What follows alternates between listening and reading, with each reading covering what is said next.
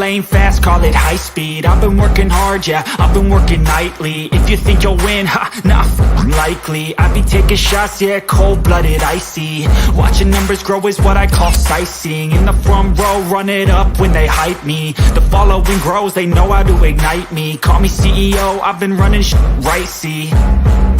And I ain't playing games, I create my own lane, making pleasure out of pain, turning losses into... What is up, everybody? Welcome back to State of the Steelers. Welcome back to the Huddle, a live edition. Today I'll be going to be doing a little bit of a film breakdown, going over a couple of the bad plays in this past loss. And the Steelers lost to Miami Dolphins 16-10. And so there's been a lot of shade going to the offense, coordinator, a lot of heat going towards Matt Canada, including myself, calling him out and thinking that perhaps maybe the Pittsburgh Steelers need to move away from Matt Canada. And Kenny Pickett's also been, a target of a lot of this heat as well. So today what we're going to do is we're going to look at a few plays I pulled out and put together. These are 10 plays that didn't go so well for the Pittsburgh Steelers, and we're going to try to figure out, were these 10 plays on Matt Canada or was it on Kenny Pickett? But before we start, please, guys, hit that like button. That helps the algorithm. It helps everything going and gets people coming in. And also, if you guys wouldn't mind, if you're not subscribed, hit that subscribe button. So let's say hello to some of the early on goers in the live chat.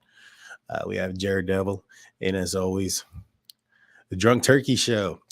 That's my other show that I have going on. When we're done here, go like and subscribe. Steelers Girl 808, how you doing? George Teston, always in the building. And Steelers fan, love it. So this past weekend, again, another poor outing from the offense. And, before we get into the film, I just kind of want to talk a little bit about some of the things that Mike Tomlin had stated earlier today in his press conference, one being that that he kind of went back to what he said post-game show where, the Miami Dolphins, when they got their hands on the football defensively, they were able to turn over the ball. And the Pittsburgh Steelers weren't, kind of still indicating that the defense was at fault here. And so, it's one of those things, in my opinion, we're going to look into. But I think that, you know what? I'm sorry about that. I got carried away. But I don't like that narrative. This defense held the Miami Dolphin offense, this high-powered offense, the speed that was on the outside. They held them down to 16 points. I don't believe that it was completely. Let me know in the live chat, guys, if I'm still here. Looks like it may have frozen. No, I'm good. All right, sorry about that, guys. My screen kind of froze up a little bit. And so, anywho, Mike Tomlin kind of saying again that the defense didn't hold up their part. Yeah, and I agree. That takes points off the board and puts the Pittsburgh Steelers offense in a better situation.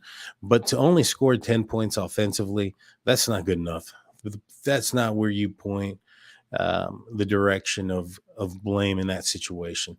This offense needs to be able to do things more efficiently, and get more points on the board. This is just ridiculous. And when you look at the last couple of years in total, the Pittsburgh Steelers haven't scored more than 20 points in regulation. I think it was 5 times, and it was all last year under Ben Roethlisberger. And so, Matt Canada, has been very poor scheme. Now, one can question, is it Matt Canada, or is this also, it may be potentially Mike Tomlin? I mean, if you look back to Randy Fichtner, the offensive scheme hasn't changed much. The identity of this team is to get in short and third, short and manageable. That's why you see them only getting a few yards per play, in my opinion. I was watching Tony Serrano on Steelers Country earlier, and he kind of brought that up, and I was like, man, that is a great point. It was exactly exactly what I was thinking, and so he mentioned that. I thought a great point, and so that's how it was under Randy Fichtner. Is that maybe a Matt Canada thing, or is that a Mike Tomlin thing? Blame has to go somewhere. Now, this offense has been super poor. Another thing that a lot of people aren't talking about is potentially could be, the Steelers aren't known for paying their coordinators. So at a certain point, you're going to get what get what you pay for in certain situations. And so, in my opinion, you want to get an offensive mastermind, you're going to have to pay for that, fork up a little bit more money. And it's not like that payment goes against the salary cap or any of those things. And so, in my opinion, I think Mike Tomlin and the Rooneys might need to change their idea of how they do things, and perhaps fork up some money to get a bigger named offensive coordinator, somebody who can work with Kenny Pickett and really bring out his strengths and things of that nature. So we're going to get into the film. Let's just say hello to a few more people real quick. Devin from the Here We Go show. Make sure you go subscribe to him as well. Good guy. Great takes as well. Big Blue from the Drunk Turkey show. Yes. All right. So this first play that I'm going to bring up is the overthrow to Deontay Johnson. Now, I put these plays together, but I really haven't gone too in depth with it.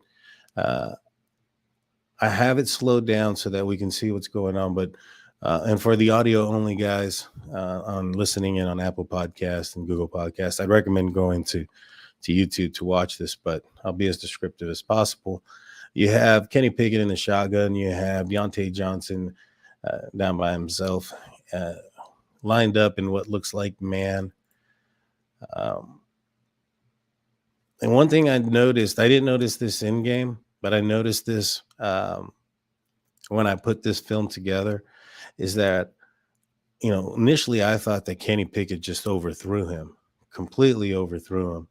And so, but I think what happens is right here, and you know what, let me take this off real quick. Right here, you can see the defensive back collide with Deontay Johnson and disrupt his break there. Now, if we go back just a little bit, see the ball's already gone. So Kenny Pickett isn't anticipating his Deontay Johnson's route to be disrupted in this manner. And so initially I thought he just overthrew him completely. And at second thought, perhaps maybe it was not the case. Let's take a look from the different angle. Yeah, at this point, you just can see that the ball is in the right area. It's just a little bit too much ahead of him right there. So you can see it was coming down. It would have been an accurate throw had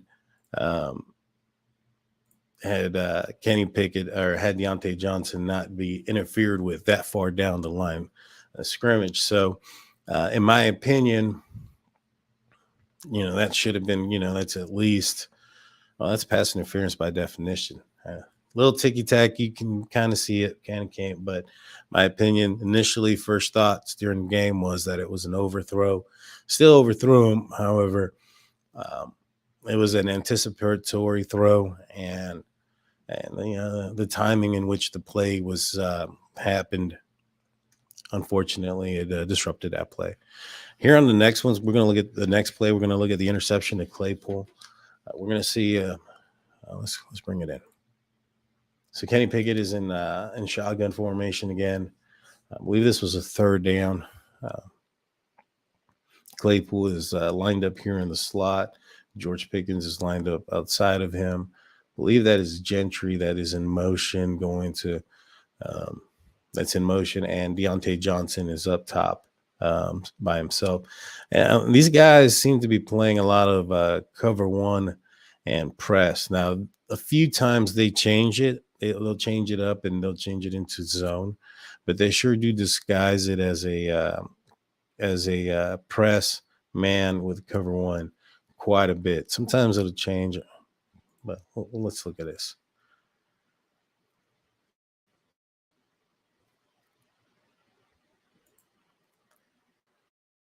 And so right here, Pickett sees. You can see he sees Claypool. He sees Claypool beating his guy already. He's going to give his guy an opportunity to go up there and get the ball. If you're in the NFL, if you're even, you're leaving. And right here, you can kind of see already that Claypool is down ahead of him. He's got him beat. And had that not been for that fall, that's a completion. I'm not saying that that's going to be a touchdown by any means. I think the safety is going to come clean him up. Claypool's probably going to fall down as he catches the ball anyways, but that's at least a completion. Yeah, just kind of look it over again. Let's see. Is there really not seeing? It looks like he trips over himself. This is kind of a, bigger, deeper view. Let's see if the other angle will show it better.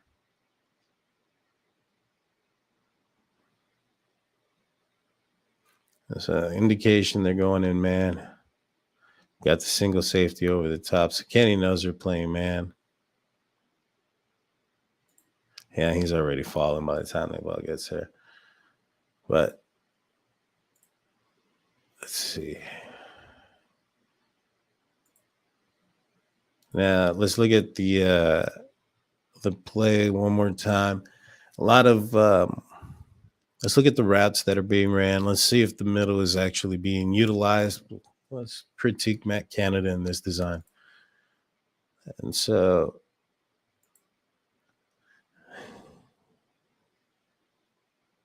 these routes here are curls in. The zone cleaned them all up. This is the only option for going. This ain't a great play for this. But in my opinion, I think this play needs to be changed prior to the snap. I mean, this is the only route, in my opinion, that's going to beat a man coverage this way. But the middle of the field is utilized. There's a deep route. Let me see. Let's see. Devin says that on the broadcast, they showed defender clearly kick Claypool's right foot behind his left foot, especially running full. Yeah. Anybody falls there. That means I'm not disagreeing on that part.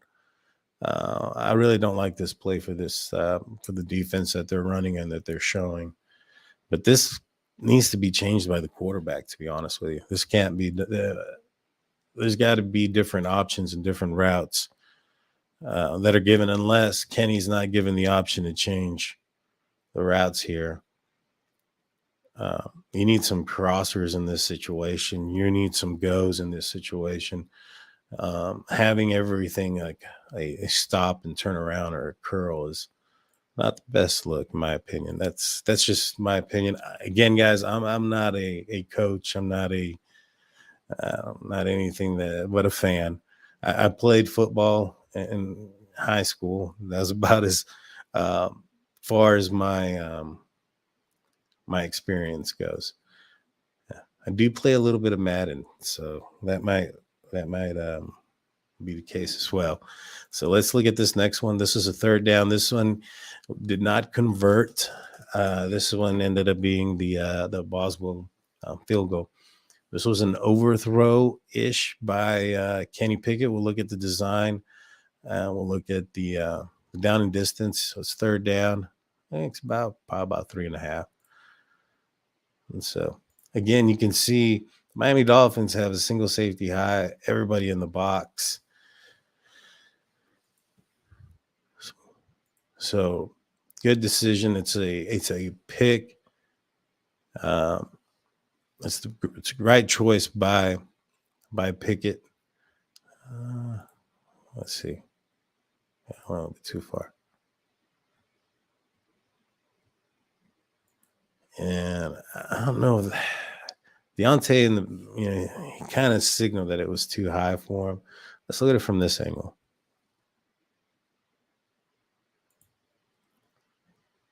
I mean, it's a high ball, but that's an NFL throw that you need to get up and get, man. You got. I'm not the biggest fan of Deontay Johnson. I'll be honest about that, but he's made jumps in the air. He's put himself out there a couple different times, and in my opinion, this is not a non-catchable ball. I mean, I want to try to get this closer to where. Oops. Yeah, it just goes right over his hand, and I think that there's an opportunity there for him to catch that ball. That's less points on the board. Jared Neville goes, playing Madden makes you more qualified in Canada. It might. I mean, it might. So on this next play, we're going to be looking at is the it's third down. Let's see. I honestly don't remember which play this is. We'll watch it first together, and then we'll go over it.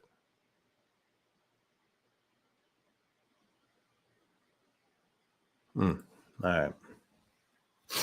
So this is a good play here. This is a third down. This is maybe not necessarily a bad decision by Kenny. There's just one that's a little bit better. And in fact, I think this play looks very familiar.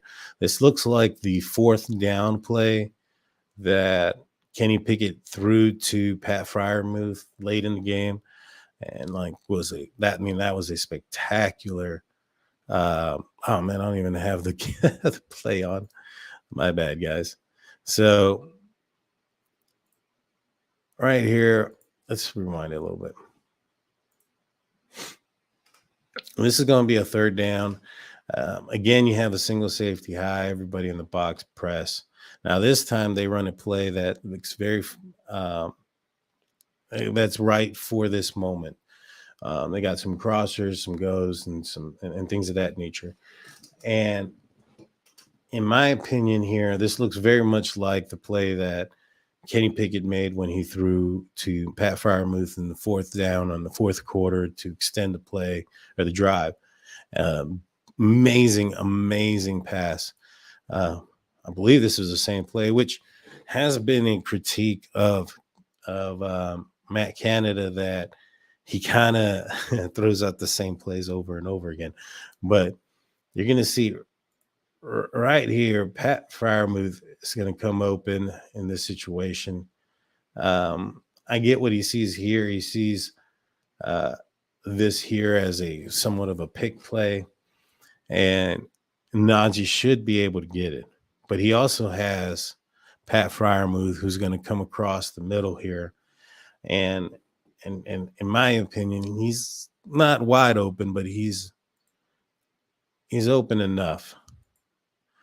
And so I think this is the same play that, I mean, I could be wrong. I only saw the game, the plays a couple of times, but this is very similar to that play. And I think that they may have been ran because they were expecting the similar defense and a similar outcome. I definitely got to go look at that. But yeah, right here, you can see Pat Freiermuth come open right there.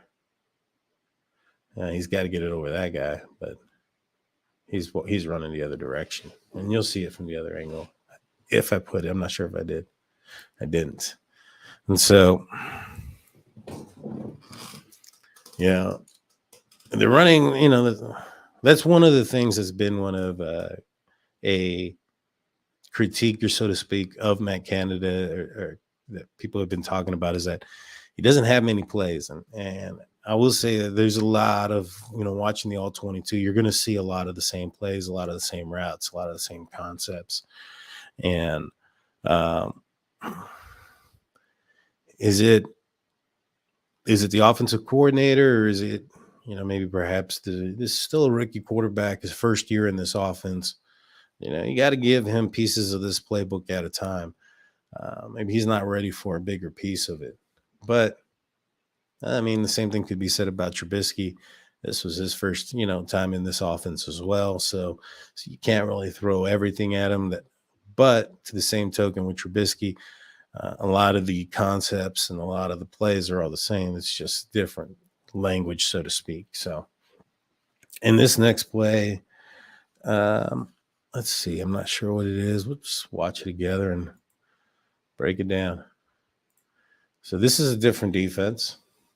You can see two safeties, and these guys are backed up. All right, so right here, this is the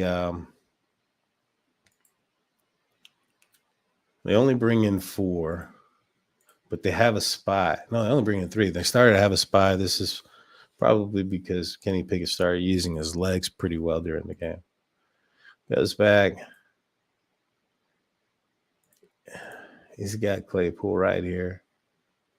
He's going to have Claypool open. I mean, I don't know if he gets the first down, but he may. He get him right here. There's a good chance. And he tries to outrun him. Doesn't make it. Let's watch from this angle. So he really didn't need to escape the pocket yet. Maybe just move up a little, but he didn't need to do this. His pocket was clean there. That was a bad decision by Kenny Pickett. He's a rookie. Those things are going to happen. You can't anticipate. He's not going to be perfect, but there's going to be growing pains. It's just he felt the pressure. He really didn't have it though. Yeah, two guys there, and so the right tackle seems to be taking care of his guy. He didn't really need to escape.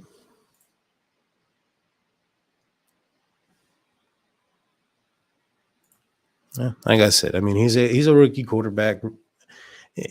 Deontay Johnson said it not too long ago. This is going to be a rebuilding year. But with that being said, it's a long year. And with so many issues across the board, or not issues across the board, but with so many teams playing poorly across the board in the AFC North, this is the Steelers can still get in contention if they can turn it around. Not sure if they will, but in my opinion, it is looking more promising. He's a rookie. There's going to be some growing pains. This is going to be another one. Right here, they trick him. This is he thinks they're running some sort of man, but you have the high safety and whatnot. They end up going into a zone, and you end up having Claypool wide open behind it, and he gets tricked. But the design was there on this play. See, yeah, he's open there.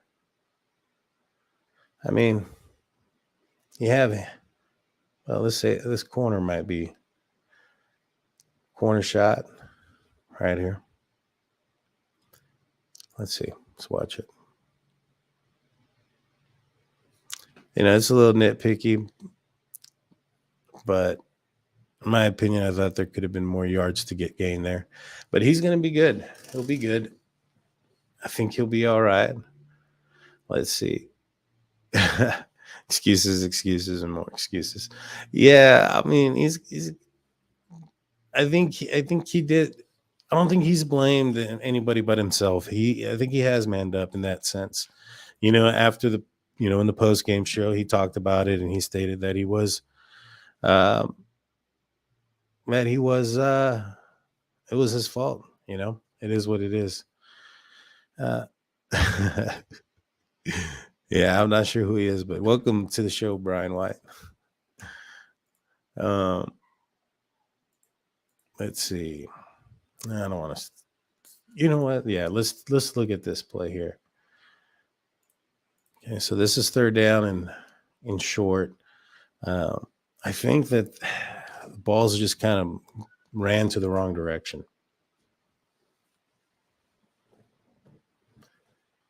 I don't know why Najee Harris is jumping either.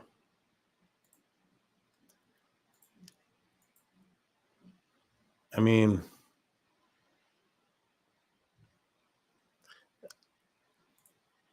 I don't know about this play.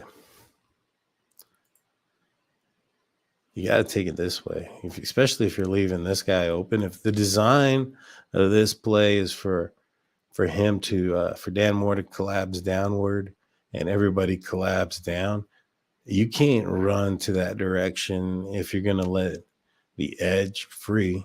You have to run away from that. This doesn't make any sense. Why would you run this direction?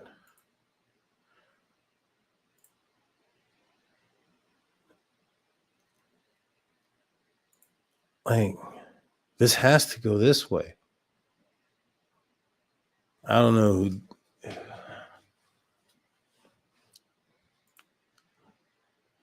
This makes zero sense. This play doesn't make any sense. I don't know if that's on the coordinator or if that's on on the quarterback not directing which side of the line to run the ball. But that was a strange play. I didn't like that one. Not in that situation. That was a play, in my opinion, that was doomed from the get-go. And so here's another play that the design was good, the decision was good, the throw was good, the refs suck. Let's watch this. You'll see what I'm talking about. So these guys switch off right here. You see Claypool. He's going to cut outward towards the sideline. This cornerback is facing the wrong direction. And so throw it out here. He does. This guy impedes Claypool, completely runs into him. Look at that. How in the world is that not pass interference? It looks better from this angle. Watch this.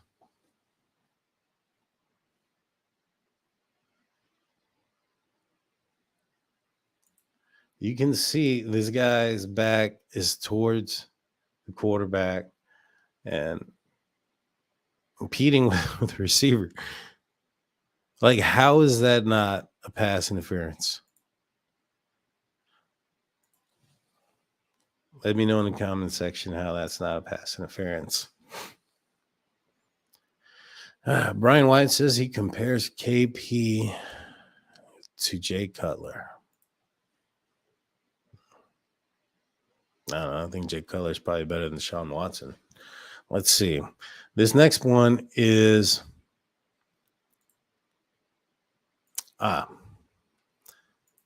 man, again, the refs suck.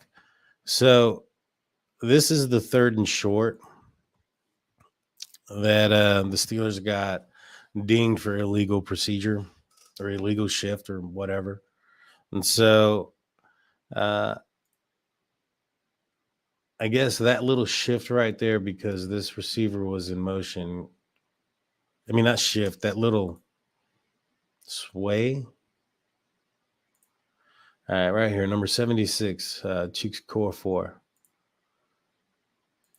Let's go back a little bit more. I guess that movement caused the penalty. I don't understand it.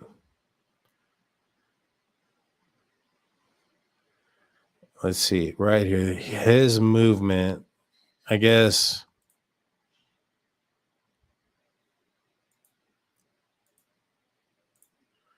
That little shift where he put his feet back is what caused the penalty.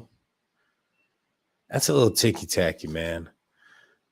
That's a little ticky-tacky. I didn't like that. I didn't like that one bit. I don't think that's in the color of the law, so to speak. I didn't like that at all. All right, so the next 2 plays that we're going to look over is going to be it's going to be the 2 interceptions that Kenny Pickett had at the end of the to end the game, basically. So let's look at this. So this is the first one. that was going to Deontay Johnson. Hey, how's it going, Nathan? Nathan from In Hindsight. Steelers fans more spoiled more than anything. Yeah, we can be. But you know what? It's because Pittsburgh Steelers have been excellent for a very long time, so we have the right to be. Let's look at this play. This is the interception. Let's see, he's going to be going to Deontay. I honestly don't know what Kenny's thinking in this situation. I think he's trying to look off the safety. Doesn't look, and when he looks back, I don't think he sees this guy. I mean, and also the ball came out kind of weird. Let's see. You can see it from the other angle. I'm not sure. Yeah, let's see if he's pressured at all. No, not really. That's pretty clean. Look at the way the ball travels. It goes funny. When it comes to Kenny Pickett, I'll be honest with you guys. I was concerned about the whole two gloves and hand size thing in Pittsburgh and in the bad weather. You know, I know that he played in Pittsburgh and in Pitt and things of that nature in college. But from my understanding, and I'm not a college guy, so I don't really follow that much. But, I think their season ends quite earlier than the Pittsburgh Steelers do. And so it's a little bit of a concern to me. And the two gloves more than the hand size, because this was a rainy game and there was a couple of passes that he was throwing that it just, when he tried to put some velocity on it or try to throw it deep, the ball came out kind of funky. It also, the balls were a little bit high. He was throwing them a little high. And I think that was a component of the glove being wet, so to speak, as probably Mike Tomlin would describe it. I don't know. Let me know what you guys think in the comment section, what you think about that. Steelers girl says she'd compare Watson to Bill Crosby. Yeah, that was funny. All right, let's look at this one. This is the last interception. This is the one that sealed the game for the Miami Dolphins. Let's check it out. So there was been a lot of talk that he would have gotten 20 yards or whatever the case. Let's see if that's true. Let's look at the concept. Somebody going over the middle, deep. Kenny Pickett got a little bit of pressure coming in. He just got to step into the pocket, which he does. Let's see. I think he makes the right choice. I think he just makes the wrong throw. I think he's throwing some kind of back shoulder, and he's been doing that a lot. But if he throws this out here, the Pittsburgh Steelers win this game, guys. Look at where Deontay Johnson is. If he chucks it over, he just needs to throw it up here to this pylon. And he doesn't. He throws it back shoulder. That close, guys. That close. That's how close the Pittsburgh Steelers came to upsetting the Miami Dolphins. We'll watch it from the other side. So he feels the pressure, does the right thing by moving up. I mean, I guess he has it open here. Well, let's look at it from a different angle. Let's not guess this.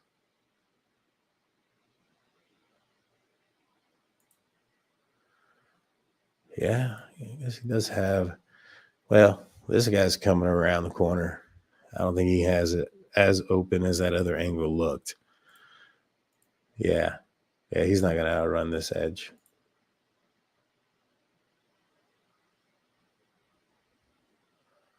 And so it looks way open from that one angle, but it's not that open. And with no timeouts, the best decision probably would have been to, well, I mean, he probably could have ran it out of bounds before this guy gets him.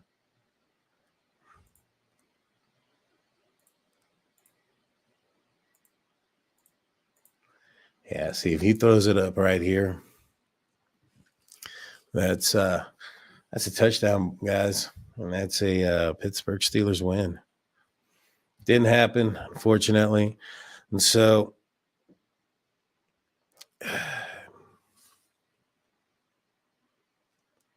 there's some bad plays there. There's some rookie mistakes. There are some plays that the design of the player in question.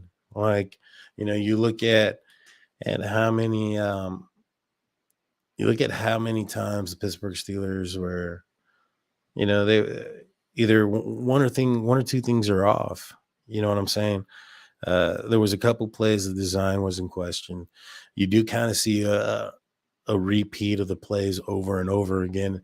But there's a question there. Is that because of, having a rookie quarterback and his limitations of the playbook? Or is that just because the playbook is limited? There's those huge questions. I mean, even if you look back at Ben Roethlisberger last year, that was his first year also in the Matt Canada offense. And so when you look at Ben Roethlisberger, you look at Mr. Trubisky and Kenny Pickett, they're all first-year guys in there. So how much of this playbook do they know? I think that with all that being said, it probably would have been the smartest decision, and this is probably the most probably unlike this choice, or probably the most one that nobody would have wanted to hear. And if would have happened, probably would have been riots in Pittsburgh. But, there was probably a good chance that the Pittsburgh Steelers were doing a lot better had Mason Rudolph started this season. And he knows a little bit more of the Matt Canada offense than anybody else that was on this. And if the limitations are due to the fact that how new that this playbook is to these quarterbacks, that limitation wouldn't be on Mason Rudolph. Now, the mobility is not there, so there's that question mark as well. And so that's also going to put a dent in how many of the plays that you can run. However, he did have a pretty good long run there against the Detroit Lions last year. But let me know, who do y'all think is responsible for these bad plays? Some of them were the refs. The dang refs messed up 2 plays. It's just, in my opinion, it's little pieces of everybody. I don't think everybody, like, all the blame should be directed at one certain point. Is basically what I'm trying to say. Brian White asks, any predictions on how many interceptions Kenny Pickett will have? Man, I think he cleans it up, bro. He's been playing better. In my opinion, I think that, honestly, he may have. You know what? I'll wait till the next game. After the next game, I'll put it out there. I won't forget. I promise. Because I have a feeling that he's gonna turn it around, man. He's got those rookie mistakes. The one thing that a lot of folks will compare Kenny Pickett to is Ben Roethlisberger in his start. But, there was a point in Ben Roethlisberger's career, and I believe it was Jeff Hartman from Behind the Steel Curtain who said it on his Let's Ride podcast. There was a point that if Ben Roethlisberger threw more than 25 times, the Pittsburgh Steelers were going to lose. So, they're asking a lot out of this guy. He's throwing a lot more than I ever thought he would as a rookie quarterback. I thought they would try to, really push the run, which they did more in this game. Najee got 17 carries. So I think it's going in the right direction. But,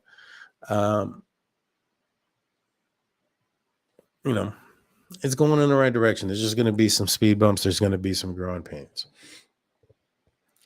Let's see. In the Green TV says, Kenny has to take responsibility. He had the ball in his hands late in the fourth quarter and an opportunity to win the game for us. I agree. He had 2 opportunities to win the game. However, I think that I don't think he's not taking responsibility for that. I think he's came out and says that it was his bad, his decision making, the throws. Excuse me, guys. But what I'm more concerned about is the gloves. I'll be 110% honest with you. The glove thing, that was in rain. My concern is in wet weather, is he going to be able to grip the ball, and is he going to be able to push the ball down the field? Um, because if not, it was raining in Miami, and so I think that's my concern. If I can see improvement from there, that would be amazing. If I can see where we get into another situation where the Pittsburgh Steelers are in wet weather and he's able to get the ball out and quick. Well, let me know in the comment section what you guys think. Who do you guys think is more at fault in this situation? Is it, the offensive coordinator, Kenny Pickett? The offensive line, I think, is doing fine. I don't think they're the reason. Let me know in the comment section. Also, guys, don't forget, we're giving away 2 tickets to the Pittsburgh Steelers versus Las Vegas Raiders game. To enter, the link is in the description. You got to go in there, hit the code word. We're going to be announcing the winner at the Eagles versus Steelers postgame show this Sunday. But you need to go to the link, get in there, get in the comment section, and hit the code word, which is the Drunk Turkey Show, hashtag Drunk Turkey Show. That's my other show that I have. Please, if you're not subscribed to the Drunk Turkey Show, go out there and subscribe to it. I think it's also in the description. It's not football related. It's me and a couple guys. We drink a little bit of a couple of adult beverages and talk a little crap. It's an adult show, so to speak. It's it's unedited and unfiltered, so the language can be strong for the children. So it's not for anybody under the age of 18. But it's a good time, and there's some jokes go back and forth. We had on a couple of we've had a couple of musicians on, filmmakers, actors. We locked in the actor that played Michael Myers in the Rob Zombie Halloween film, so he'll be on the show here pretty soon. So go subscribe to us there as well. But let's see. Brian White says, put Mason Rudolph in and see how he does. No, I don't think that's the right decision. I think at this point, the right decision is to keep Kenny Pickett in there, let him grow. Let's see what we have in him. Let's see if he is going to be a guy. I think he has a lot of flashes. Like there's so many times where he's flashing off the screen, with his decision making, with his decisive throws. Some of those back shoulder passes, especially to George Pickens, are amazing. I mean, that touchdown pass was amazing. That pass over the middle to Pat Freiermuth on 4th down with the game on the line, essentially. He stood up there, stood in, and made an accurate, decisive throw. And I thought that, if he can become a little bit more consistent with that, he's going to be all right. He's going to be a fantastic quarterback. It's just going to be determined if he can get that going and get that chemistry. I think there's still hope for the guy. There's only one quarterback you can really. No, you can't really compare him to anybody, any quarterback of recency. I was going to say maybe the 2019 Mason Rudolph and his first, few starts or whatnot, because some of the players are the same, but the offense was different and it was more tailored towards Ben Roethlisberger and what his likes and dislikes were. And they were just trying to make Mason Rudolph into Ben Roethlisberger because that's what they had, implemented in training camp and in the off season. So it is what it is. But you can't compare him to Ben because the offenses are different, the schemes are different, defenses are played different. You can't really compare him to anyone. I know a lot of people will say one thing or another, like, hey, Peyton Manning had a crap ton of interceptions his first year, and they also look to the other side of the, from the same draft is like, hey, he's also started the same as Ryan Leaf, and those guys went in 2 very different opposite directions. So, the story is still to be told for Kenny Pickett. I still have faith in him. I think he's going to be a pretty good quarterback. I feel that there are just some things that I have concerns with that I'm going to have to see, and that's not going to happen until time comes for the weather to change. But, Chase Claypool came out and said it earlier, there needs to be more go routes. I see some go routes in this. I see the design there. I see the receivers running up the field. I don't see Kenny Pickett throwing them that direction. And so is that because he's told not to? Is that because, he lacks in the strength department to get the ball out there? I don't know. I mean, that Hail Mary that he had that ended up being an interception against the Jets, that was pretty far down the field to me. So I don't know. The story's yet to be told. It's still pretty early on in the season. The Steelers need to pick this one up against the Eagles, and hopefully they will. But yeah, we got to keep him in there. Let's see. Well, guys, that's all I got for you guys today. I want to thank everybody that was in the live chat. Please, again, hit that like and subscribe button. Also, go out there and link is in the description. Get in the enter yourself into the contest for the 2 tickets. Therefore, the December 24th game. It's going to be the game where they'll be retiring Franco Harris's jersey number at halftime. Be a part of history. Let's see. We got one more comment I want to read real quick. The running game needs to help and pick it up. We can't expect a rookie quarterback to win big games against quality teams with his arm. I agree, man. I agree. If the running game can pick it up, that would be amazing. That would be amazing. Brian White, you're funny. All right, guys. With that being said, I'm Daniel J. This is State of the Steelers. Wait, hold on 1 second. In hindsight, yes. Actually, yours is going to be on Saturday, but we're doing mine tomorrow. I'm not sure if Mark had told you, but go subscribe to In Hindsight. We'll be doing a podcast tomorrow, the Unofficial Steelers podcast here tomorrow night. Also, we'll be doing it on his channel next on Saturday. Don't want to miss it. So please go subscribe to myself, In Hindsight, and Steelers Nation Australia.